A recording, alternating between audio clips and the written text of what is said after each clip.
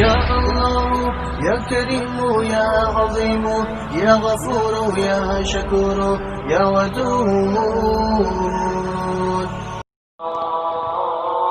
ایک بیٹا اپنے بوڑھے والد کو یتیم خانے میں چھوڑ کر واپس لوٹ رہا تھا.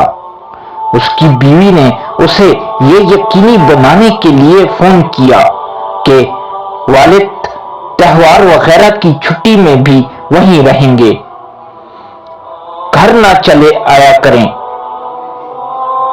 بیٹا پلٹ کے گیا تو پتہ چلا کہ اس کے والد یتیم خانے کے سربراہ کے ساتھ ایسے کھل مل کر بات کر رہے ہیں کہ جیسے بہت پرانے اور قریبی تعلق ہو.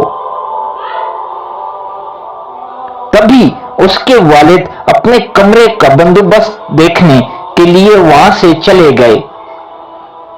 اپنا تجسس ٹھنڈا کرنے کے لیے بیٹے نے یتیم خانے کے سربراہ سے پوچھ لیا، آپ میرے والد کو کب سے جانتے ہیں؟ انہوں نے مسکراتے ہوئے جواب دیا، گزشتہ 30 سال سے، جب وہ ہمارے پاس ایک یتیم بچے کو گود لینے آئے تھے.